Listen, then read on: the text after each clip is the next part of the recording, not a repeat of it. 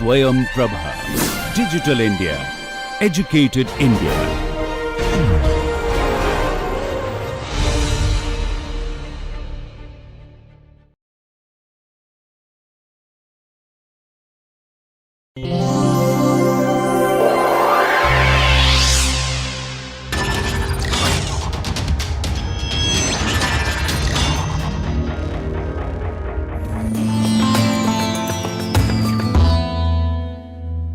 Welcome back. We are going to continue our discussion of multiphase flows.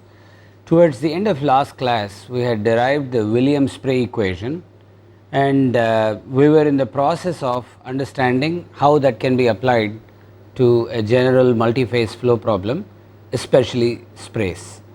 What we are going to do today is switch gears slightly and see what are the different approaches available to us to study multiphase flows, and then see where the Williams-Spray equation defaults to, which of the approaches would best be supported by the Williams-Spray equation approach, because there is an advantage to using the probability density function formulation that we saw earlier.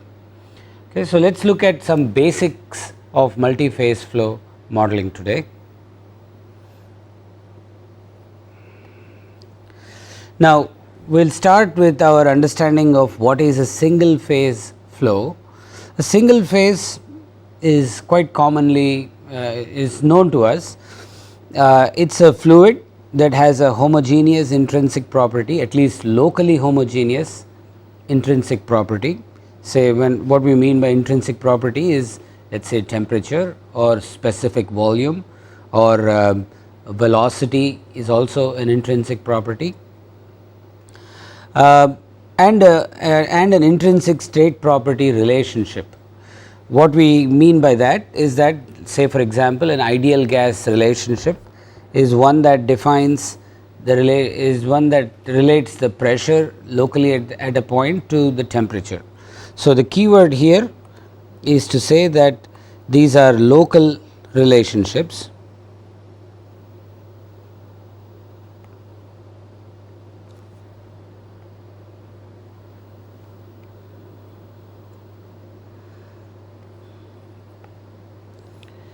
And also locally homogeneous intrinsic property.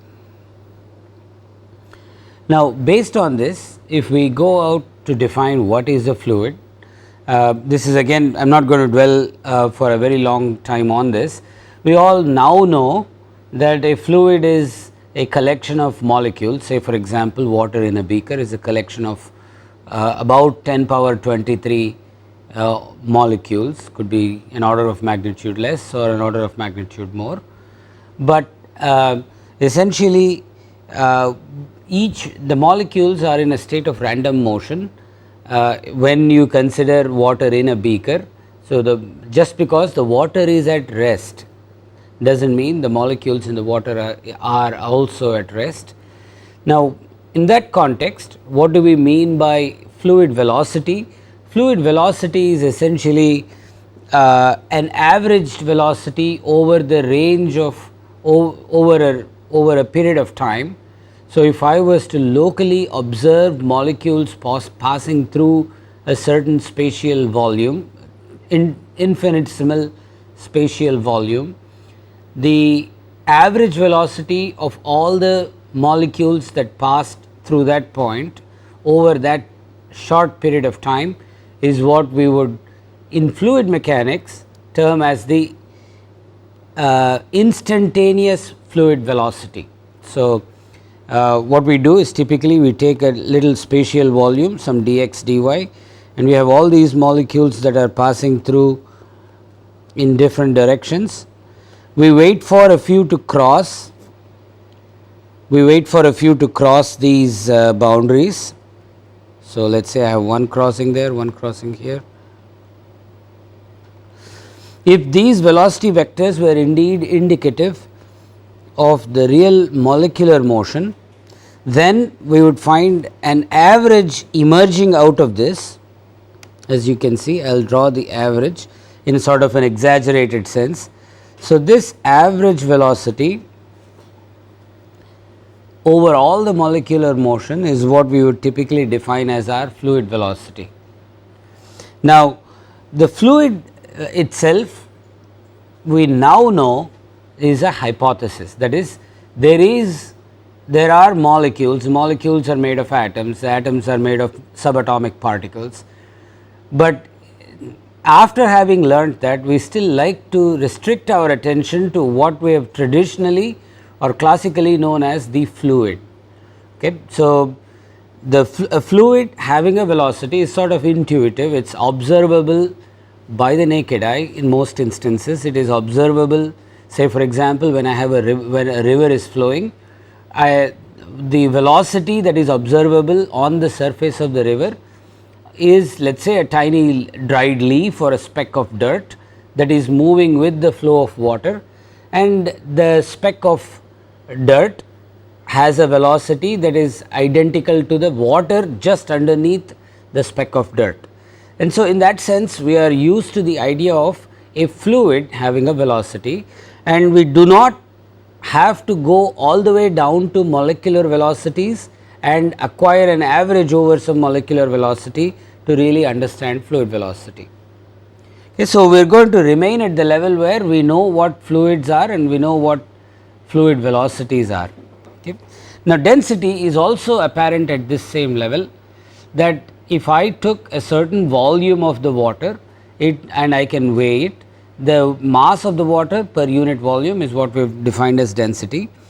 The same density would apply to any fluid that is made up of discrete entities. So, for example, we said we went down to the molecular level, defined what a fluid velocity is, and then we said we are going to discard it and we are only going to restrict ourselves to the fluid velocity that we classically know from observations.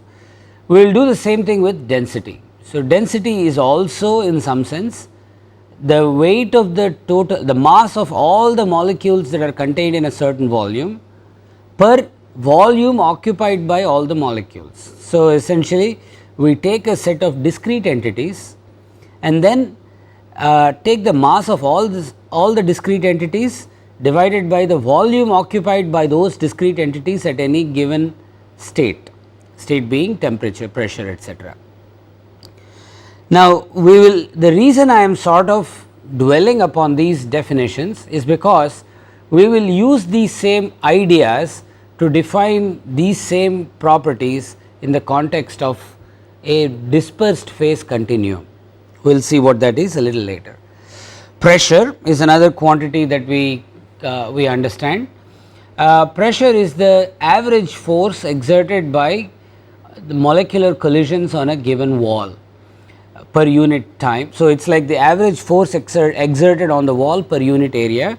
The force itself is coming from molecular collisions with the wall, and this average force is measurable in terms of, let us say, a piston moving upwards.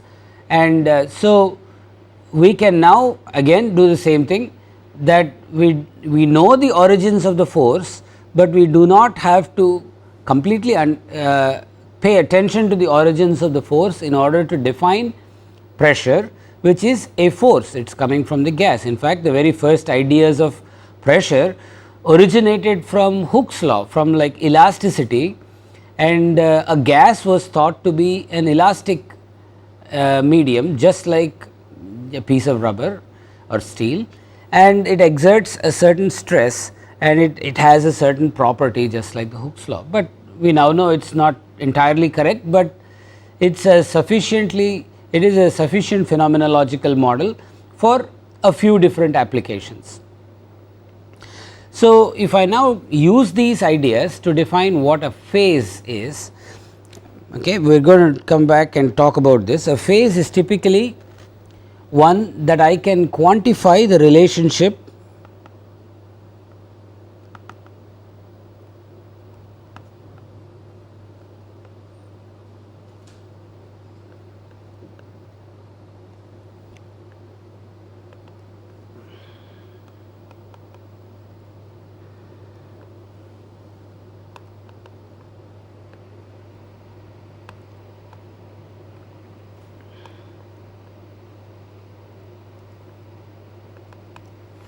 we can quantify the relationship between pressure, temperature and other state properties. Okay, so, essentially if I look at what is a phase, we sort of know three phases of matter, solid, liquid and gas, but what is it fundamentally that separates the three phases? One is their appearance, that is what we are sort of first taught about phases, but more than that it is this relationship between the stress field in the medium and temperature, or temperature and let us say density. So, these relationships are unique for the same material in different phases. So, the relationship is different in different phases for the same material, and when this relationship changes is when you know that the material has undergone a phase change. Okay. So, we will build upon these ideas in the context of a multi-phase, we will sort of generalize these ideas into arenas that seem a little bit stretched, but we will show how they work. Now, we have defined what a single phase is. Now, we are used to seeing the Navier-Stokes equations in our advanced classes in fluid mechanics, where we write down the balance of mass and momentum for a continuous phase, and the first equation essentially comes from applying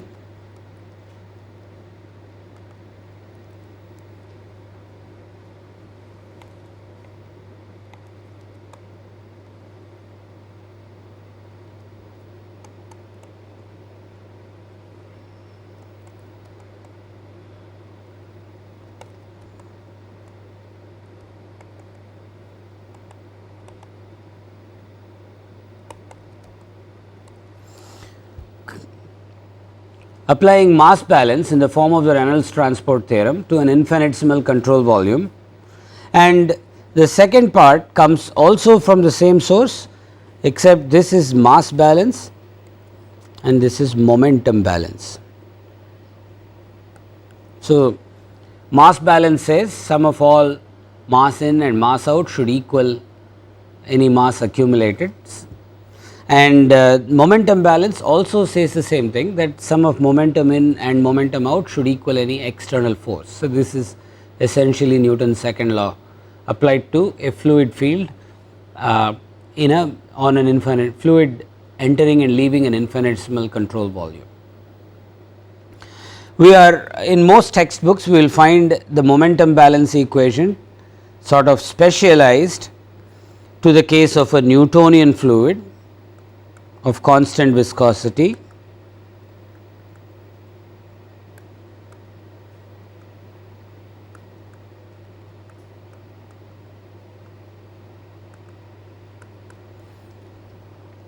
and that Newtonian fluid of a constant viscosity gives us the relationship given here under. Now, if we go back for a moment to our Williams-Spray equation, the first two terms on the left hand side of the Williams-Spray equation look exactly like the first two terms in the momentum balance equation, except instead of advecting the velocity field, we are advecting the probability density function. So, this material derivative is something that you will find commonly occurring in any field description of fluid motion.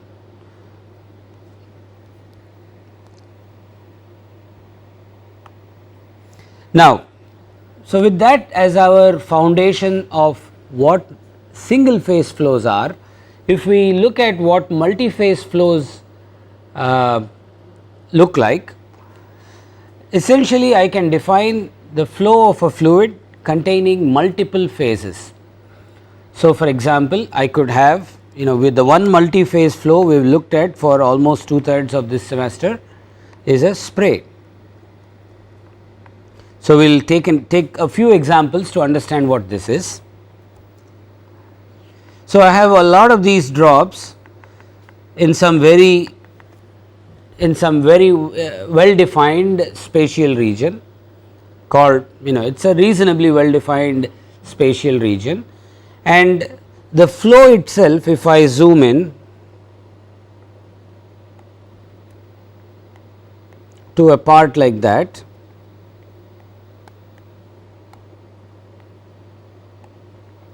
it is composed of drops of different sizes,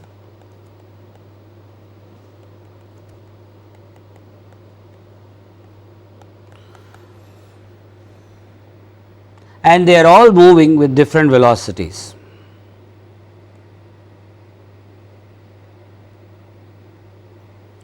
Okay. In constructing our PDF, we have already done this to some extent. How do I construct the velocity PDF, or more relevantly size velocity joint PDF in a situation like this? We sit at one point, let us say I define a part here and a part here, and wait for particles to cross those two blue lines, and every time a particle crosses one of the two blue lines, I take account of its size and velocity, and over time I would have accrued enough statistics to generate a probability density function in these two variables, size and velocity. Okay, really speaking, its size and, in this particular example, two components of velocity. So, it would be a 3 scalar 3 component 3 dimensional PDF. Now, what would I then define as the average velocity of all the bubbles or of all the drops in this instance? It would be the number average. Let us just take the simplest of instances, and then we will see what other kinds of averages there may be. So, the simplest would be I have a long list of averages of all the different drops that I was able to sample, their x component of the velocity and y component of the velocity. So, I have size, x velocity and y velocity. We have seen this in real data as well. I have all this data. If I do the average over all the velocities, the x velocities, I get the average x component of the velocity, purely averaged by the number of drops that I sampled, and likewise I can get the average y velocity component.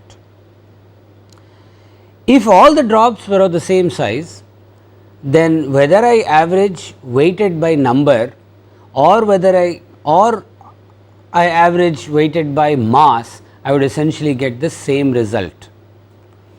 So, if we go back for a moment to our water in the beaker example, if I want to find the fluid velocity starting with a molecular description, I take an infinitesimal control volume and average the velocity vectors of all the molecules that I can sample at a given point, and this averaged velocity is essentially the number averaged velocity, because the mass of each molecule is the same. So, if we extrapolate that understanding of fluid velocity to sprays, we are now looking at drops which are, let us say, 0.1 micrometers in size to hundreds of micrometers in size, but the basic idea that I can sample over a period of time, acquire data on individual drops velocities, and from that construct an average velocity or a number averaged velocity of all the vectors from all the individual drop velocity vectors, okay, could now become a fluid velocity for the drop phase. So, just as I went from individual molecules velocity vectors average to give me the fluid velocity, we can go from individual drops velocity vector to give me a fluid velocity for the drops. Now, because the drops are not all of the same size, you could get you can now define a second kind of average called mass averaged velocity. So, if for example, f of v, I will only define the PDF in the velocity vector v and even one component just to simplify our math on this PDF, on this slide here. If f of v is a number PDF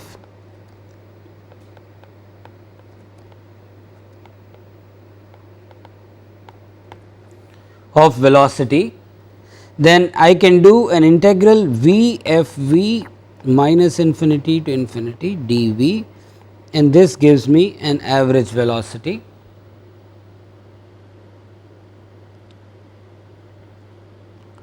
Or I can also define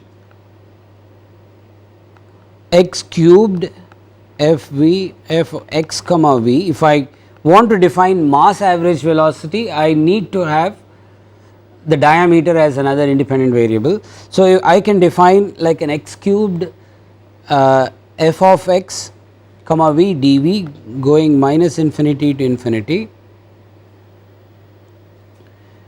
divided by the total mass. So, this is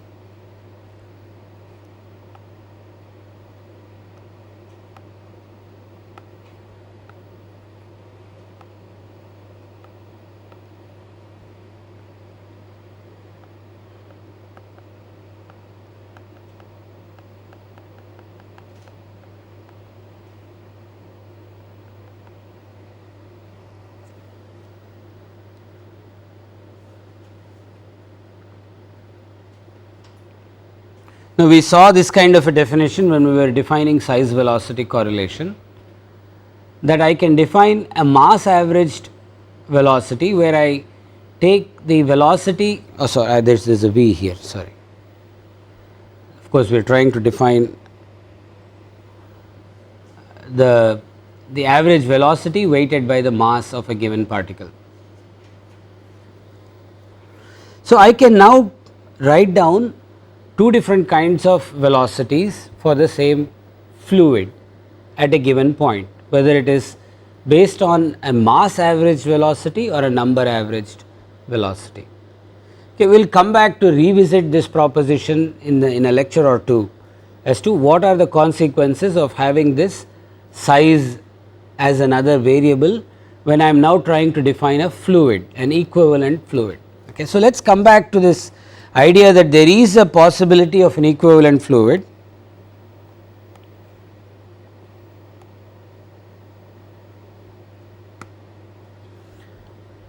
So, I want to erase this so I can make some space here for the slide.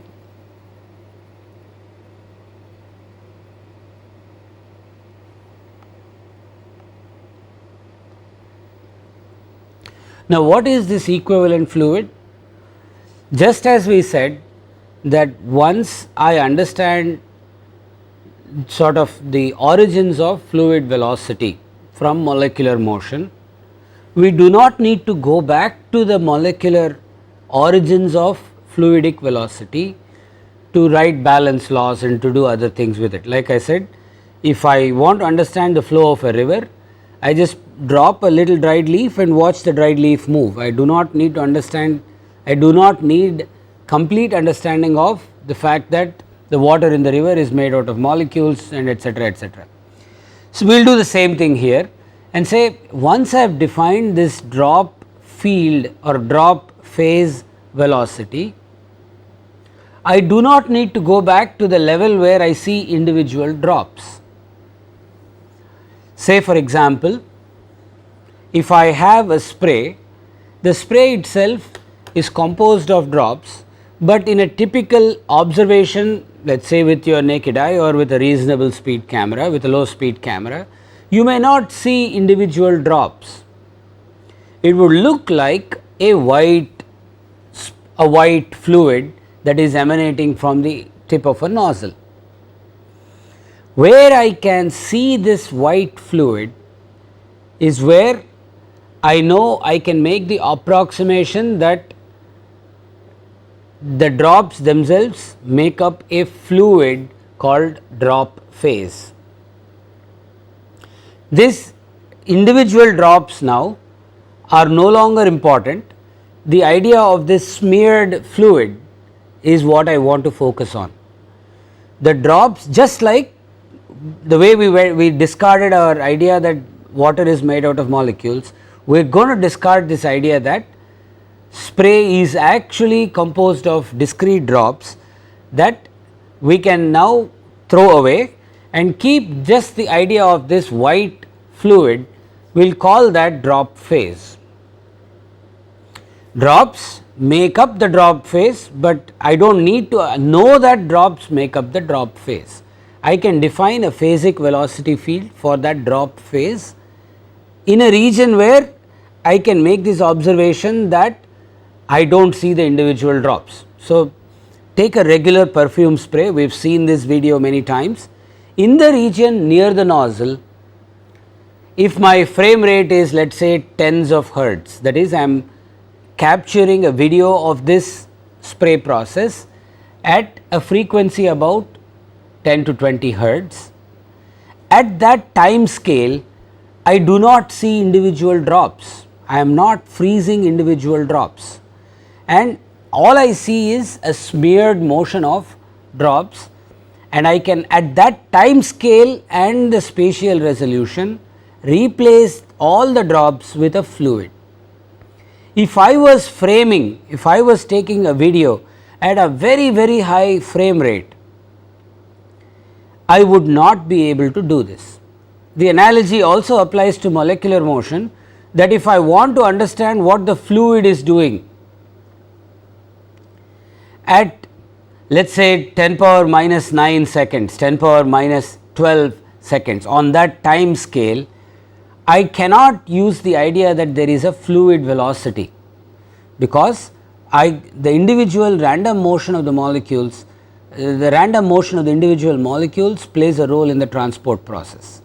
Whereas, if I want to understand what the river is doing at a time scale that I observe with my naked eye, which is a tenth of a second or 1 second, all of that random motion is averaged out. So, I only observe the averaged motion.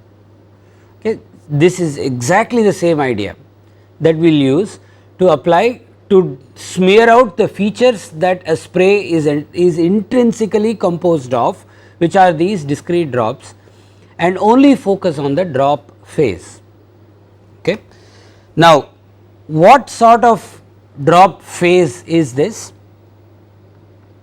Really speaking, the spray itself is composed of these drops, as I have drawn with these green circles, and the interstitial space is all air. Now, so that means in this red rectangle, I have essentially two phases at the very least. I have the air phase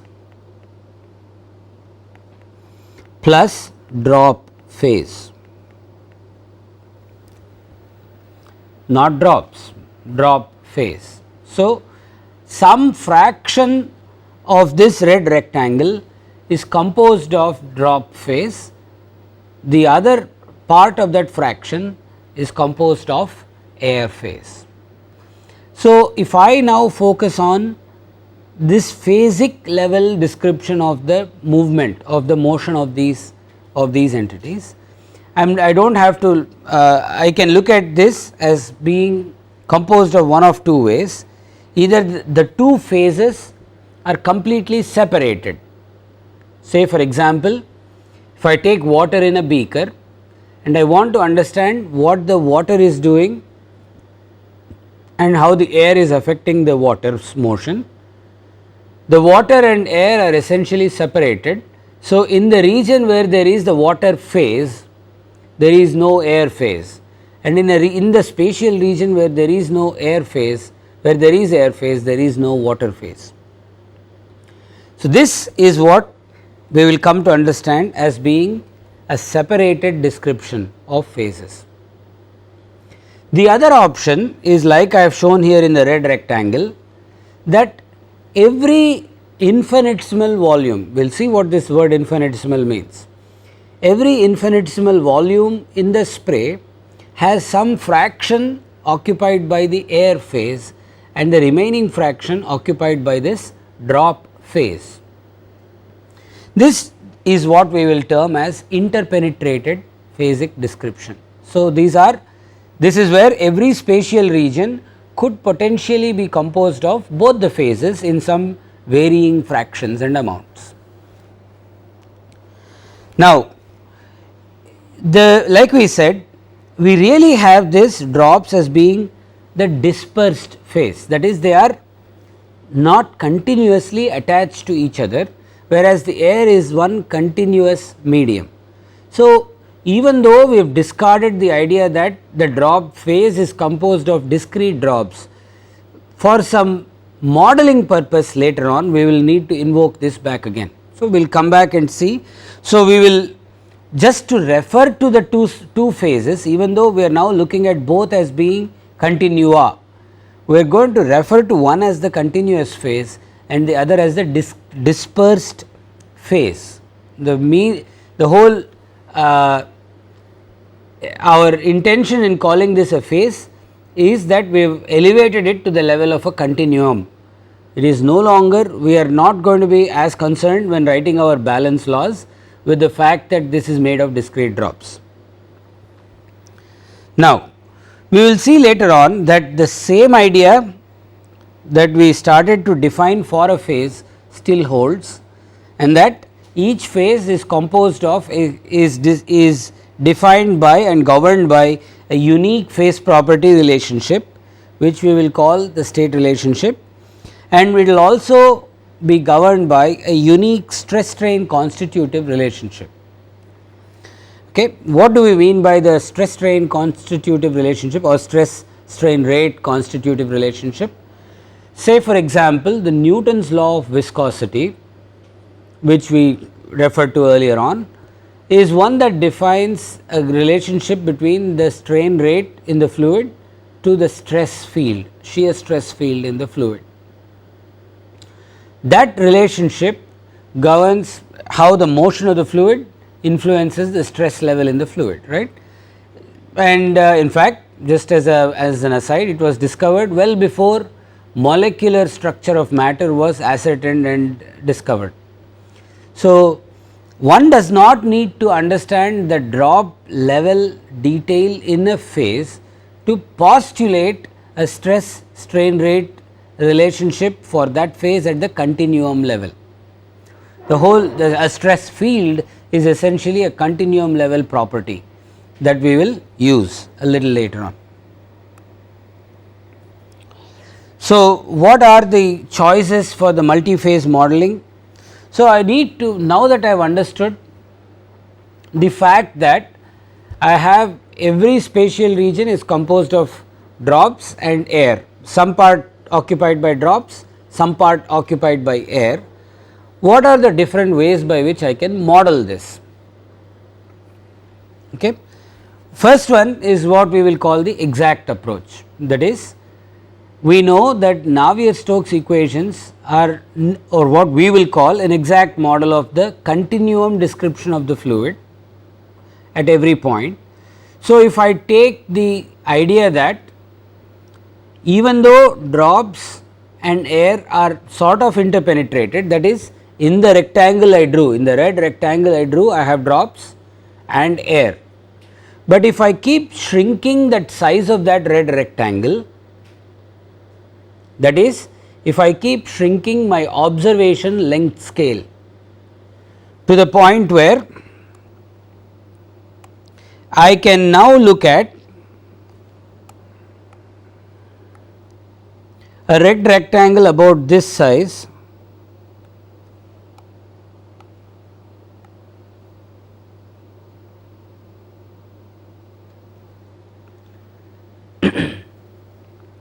and on that scale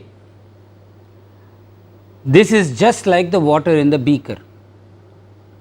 The air and the water, because I no longer have a drop at that scale, I have water and air completely separated out.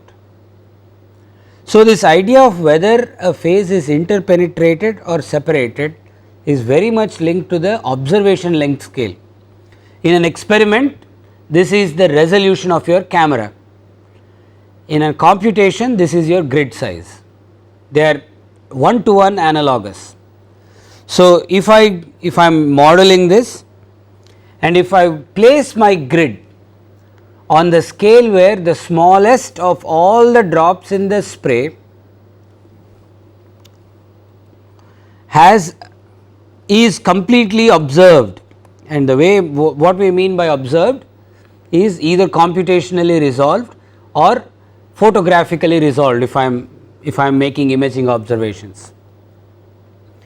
If the smallest of all the drops is completely observed, that means I am looking at a separated flow in which the two phases are pure water and pure air, or pure liquid and pure gas, and Navier-Stokes equations completely describe each of the two separately.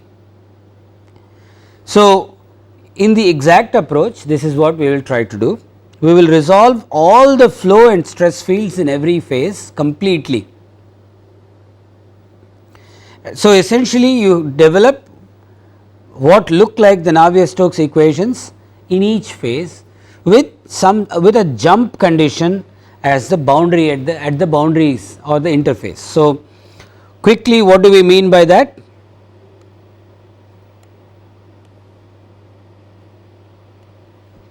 If this is my interface,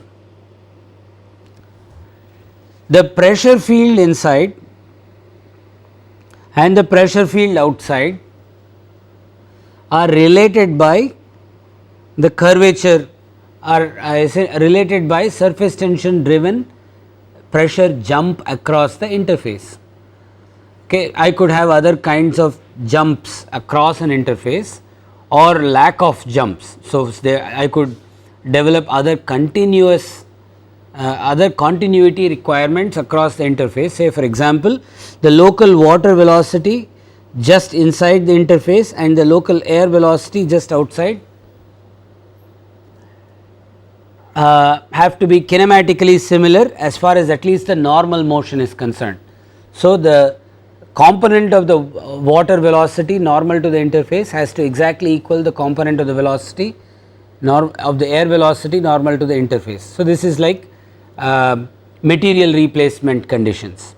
Okay, so, these kinds of conditions can be written at the interface, and these are just like any other boundary conditions you would write for your single phase description.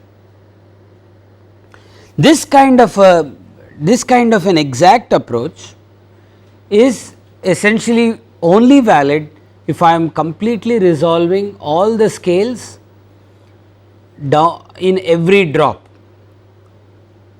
Okay. So, if my computational grid is able to completely resolve every scale, every length scale at the continuum level, so water as a continuum is completely understood. That is when this is observable. Clearly, this is computationally very intensive, but accurate, but it is exact as far as the exactness, as much as Navier-Stokes equations can guarantee exactness, this is exact. And in many instances I may not need this level of detail. Now, we did this calculation before. Let us say we showed that in a reasonable spray you are producing about 10 power 9 drops per second. Okay, and they are all spatially concentrated in some region, let us say on the order of 0.1 meters, a cone about 0.1 meters in diameter. So, if I want to completely resolve this 0.1 meter diameter spray, where the smallest drop has enough grid cells in it to notice what is happening at that scale. Okay. So, if the smallest drop is, like I said, on the order of 0.1 micrometers, that means my grid has to be at least that size, if not a fraction of that size.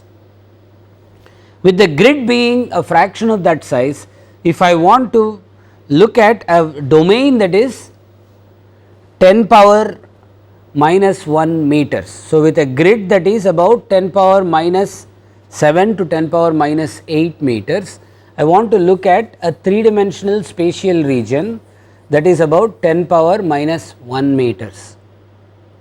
So, we are looking at approximately 10 power 8 to 10 power 7 to 10 power 8 cells in every dimension, that is about 10 power 21 cells.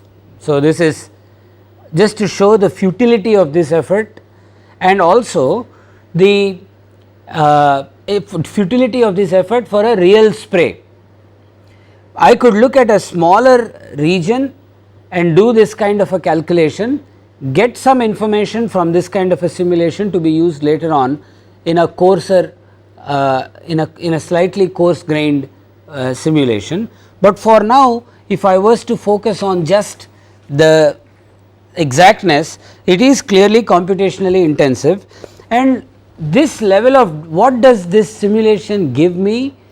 This tells me what is happening inside every drop and tells me where every drop is headed and tells me what would happen if two drops approached each other exactly. So, if my model these jump conditions somehow also accounted for two drops coming close to each other and then allowing the fluid mechanic processes to proceed further, either in terms of a bounce off or either in terms of a coalescence like event. So, if I allow these, if I allow my jump conditions to also include these different possibilities, then I will know a lot about what every drop is doing over time. Now, we only talked of spatial resolution here, but the same kind of logic also applies to temporal resolution.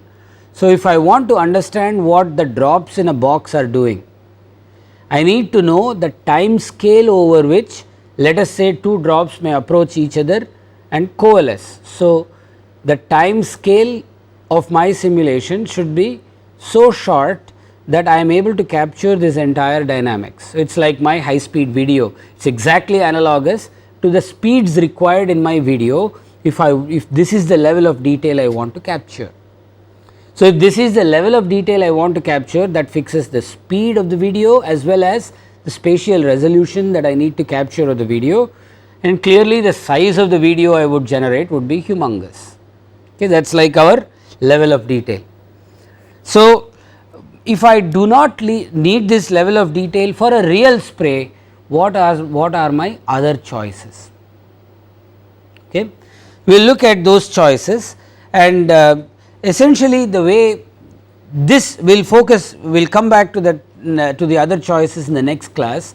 I want to say a few more things about this first choice, the sort of the exact approach to modeling. This is what is referred to sometimes as either volume of fluid or level set methods.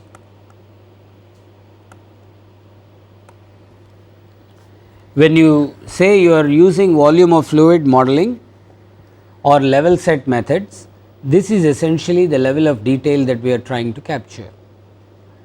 So, where is this useful? This is useful where the idea of a drop itself is not clear yet. Okay. So, if I have a bunch of drops and I just want to model what the drops are doing, this is too much detail. But if I do not know if there are drops or if there are no drops, this, I mean, I cannot do this drop phase replacement, because our next idea is to smear out the details that a phase is composed of discrete drops. So, if I do not know that there are discrete drops, I would fall into a pit where I may take pure water in a beaker and think that it is made out of drops. Okay. So, specifically this kind of an approach is almost required if I want to completely capture primary atomization in a spray. So, what is happening in the primary atomization zone? I have bulk liquid coming out of the nozzle exit. This bulk liquid is in a purely separated state. So, because I still have the notion of water, the notion of whatever fluid I am trying to spray as being separated from air. So, I cannot make the assumption that I can take every spatial region near that, in that zone, and that infinitesimal region would be composed of some fraction of drops and some fraction of air. I cannot say that for sure in the primary region very close to the spray nozzle, where I have this continuous phase, and this continuous phase is breaking up into drops. This part is best modeled by this exact approach, and there is some very nice work emerging in this area in the last 10 years, where there is some very detailed simulations of this kind of modeling approach applied to the primary atomization region, that has been yielding results that would tell us what the drops are going to be doing later on downstream. So, the result of this model would form the initial condition for later drop propagation models. So, what does this tell us? This tells us how what does this, when I apply this exact approach to the primary atomization region, what we will find is the process by which the bulk liquid is elongated, stretched, or whatever are the fluid mechanic processes that cause this bulk liquid to break up into a drop, and from this process you also allow the drop to acquire the velocity that the bulk liquid imparts to it. So, all of this is completely contained within the footprint of this simulation. So, you just define the properties and the constitutive relationships governing stress and strain rate in each of the two fluids separately, which you would do anyway if you were doing single phase simulations of these fluids. You define a state property relationship for each of the two phases separately, and then go on to define these jump conditions. Once the jump conditions are known, the single phase solution procedures applied to each of the two phases separately with these appropriate jump conditions are completely sufficient to completely model the breakup of this bulk liquid into drops. It is, like we said, computationally very intensive, but gives us a very high level of detail which may be required in that region. If I do not want this computational detail, but still want to capture the phenomenology of what could be expected from the primary atomization region, the only modeling approach that is available below this level of detail is our linear instability, or in some sense a perturbation or nonlinear instability analysis. So, it shows one more time the real utility of linear instability calculations, in that you can capture a lot of the detail, at least qualitatively, that you would see in this kind of an exact modeling approach from simple algebraic equations. Okay. We will stop here and we will continue our discussion in our next class, where we will look at other modeling approaches that may be more computationally tractable.